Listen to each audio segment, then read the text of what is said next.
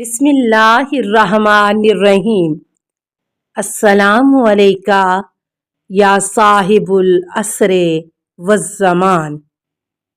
اگر زود اختیار کرو گے تو بدبختی اور تباہی سے نجات پاؤ گے اور جنت کے ہمیشہ رہنے والے گھر حاصل کر لو گے۔ حضرت علی علیہ السلام از غرر الحکم۔ زود اس لیے اختیار کیا گیا تاکہ دل آخرت کے لیے خالی رہے۔ دل میں اگر بے حد دنیا کی محبت بھر جائے گی تو آخرت کے لیے جگہ کہاں رہے گی؟ امام جعفر صادق علیہ السلام از بہار جلد 70۔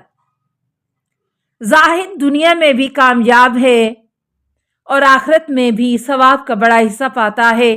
دنیا میں وہ دنیا کی بے رغبتی کی وجہ سے پرسکون رہتا ہے۔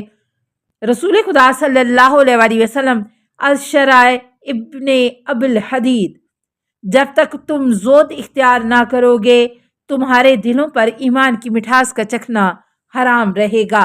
امام جعفر صادق علیہ السلام از بہار جلد 73۔ جو زہد اختیار کرتا ہے اس کی دنیا کی زندگی آسان ہو جاتی ہے، مصیبتیں ہلکی ہو جاتی ہیں، بے پناہ راحت پاتا ہے، کبھی کسی کا محتاج نہیں ہوتا، حکمت پھل لاتی ہے۔ حضرت علی علیہ السلام از غرر الحکم۔ سب سے بڑا زاہد وہ ہے جو حرام سے بچا رہے، حرام کی طرف توجہ ہی نہ دے اور جو کچھ خدا نے دیا ہے اس پر راضی رہے گا تو سب سے بڑا زاہد بن جائے گا۔ امام زین العابدین علیہ السلام از بہار 78۔ جو شخص بلاؤں پر بے حد صبر کرے گا یعنی خدا پر اعتراض نہ کرے گا وہ سب سے بڑا زاہد ہوگا۔ امام موسیٰ کاظم علیہ السلام از بہار جلد 78۔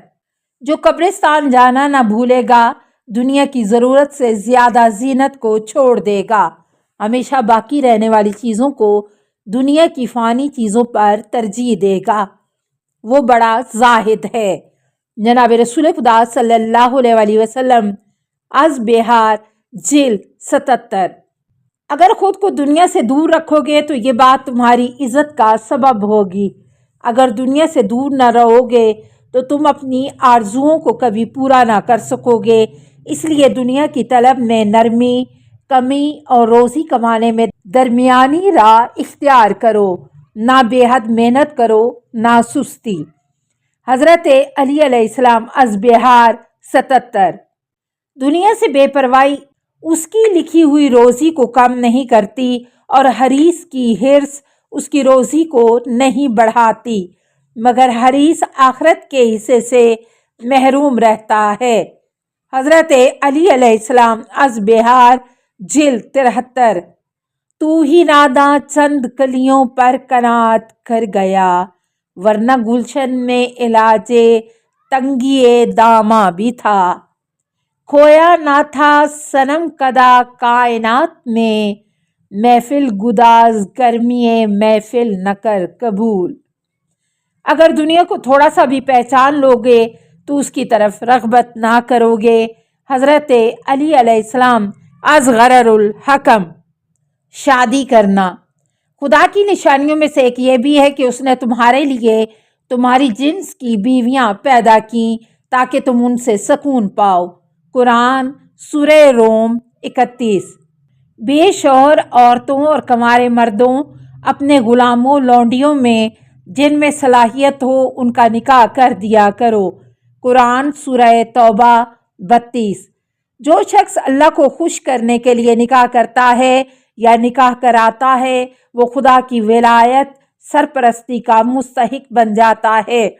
رسول خدا صلی اللہ علیہ وآلہ وسلم از محجۃ البیضاء جلد 3۔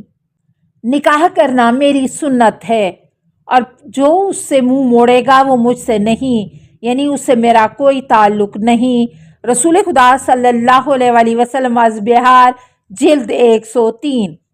جو میری سنت پر چلنے سے محبت کرتا ہے اس کو شادی کرنا چاہیے، اس لیے کہ شادی کرنا میری سنت طریقہ زندگی ہے۔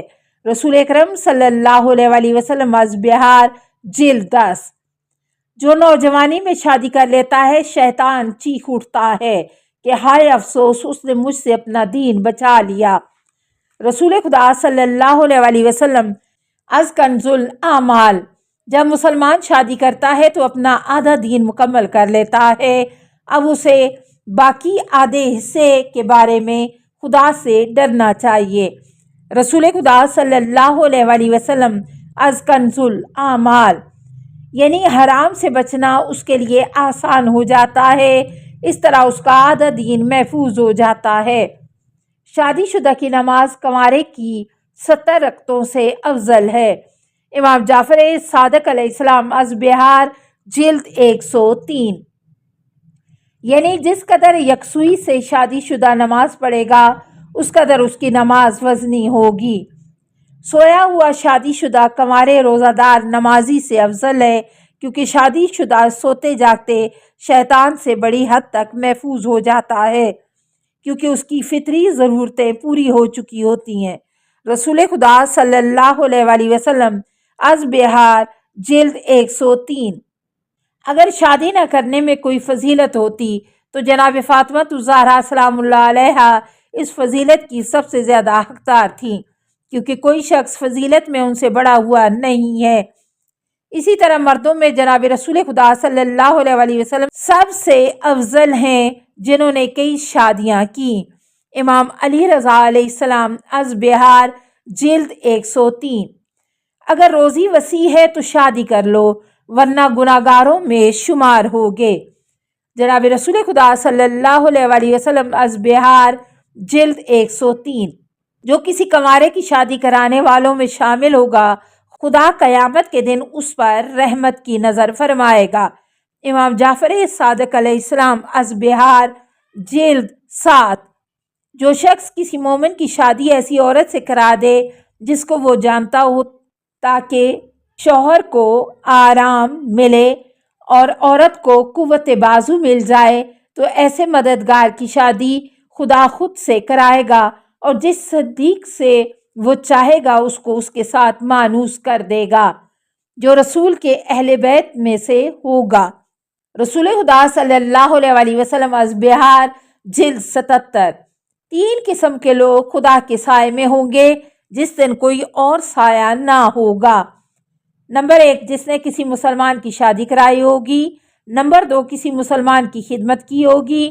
نمبر 3، جس نے اپنے مسلمان بھائی کا راز چھپایا ہوگا۔ امام موسیٰ کاظم علیہ السلام از بہار 75۔ سب سے افضل سفارش نکاح کے بارے میں کی جانے والی سفارش ہے، تاکہ دونوں اکٹھے ہو جائیں۔ حضرت علی علیہ السلام از بہار جلد 103۔ نوجوان کنواری لڑکیاں درختوں کے پھلوں کی طرح ہیں کہ جب پھل پک جاتے ہیں تو اس کا علاج صرف اس کا چن لینا ہے، ورنہ سورج اس کو خراب کر دے گا۔ اسی طرح جب لڑکیاں جوان ہو جائیں تو ان کا علاج ان کے شوہر ہوتے ہیں، ورنہ ان کو خراب ہونے سے کوئی نہیں بچا سکتا۔ خدا کا پیغام رسول خدا صلی اللہ علیہ وسلم کو از بہار جلد 16 بروایت امام علی رضا علیہ السلام۔ جو شخص کسی عورت سے مال یا جمال کی وجہ سے شادی کرے گا تو ذلت کے سوا کچھ نہ پائے گا، اور خدا اس کو اس کے سپرد کر دے گا۔ رسول خدا صلی اللہ علیہ وسلم از بہار جلد 103۔ دیندار نیک عورتوں سے نکاح کرو، مالدار بن جاؤ گے۔ امام محمد باقر علیہ السلام از وسائل الشیعہ جلد 14۔ جو شخص کسی عورت سے اس کے دین اور حسن و جمال کی وجہ سے شادی کرے گا تو وہ شادی اس کی ضرورت کو پورا کر دے گی۔ رسول خدا صلی اللہ علیہ وسلم از کنز الاعمال۔ عورت سے 4 خوبیوں کی وجہ سے شادی کی جاتی ہے۔ نمبر 1، مال۔ نمبر 2، دین و ایمان۔ نمبر 3، حسن و جمال۔ نمبر 4، اچھا نسب، مگر تم ان سے شادی کرو جو دیندار اور نیک ہوں۔ وسائل خدا از کنز الاعمال۔ السلام علیکہ یا صاحب العصر والزمان، الامان الامان الامان من فتن الزمان۔ السلام علیکہ یا خلیفۃ الرحمن، السلام علیکہ या इमाम अल-इंस वल-जान। अस्सलामु अलैका या मज़हर अल-ईमान। अस्सलामु अलैका या शरीक अल-कुरआन। अस्सलामु अलैका या काते अल-बुरहान। अस्सलामु अलैका या इमाम ज़मानिना हाज़ा अजलल्लाहु फ़रजक व सहलल्लाहु मखरजक व ज़हूरका। अस्सलामु अलैका व रहमतुल्लाह। अल्लाहुम्मा सल्ले अला मुहम्मदिन व आले मुहम्मद।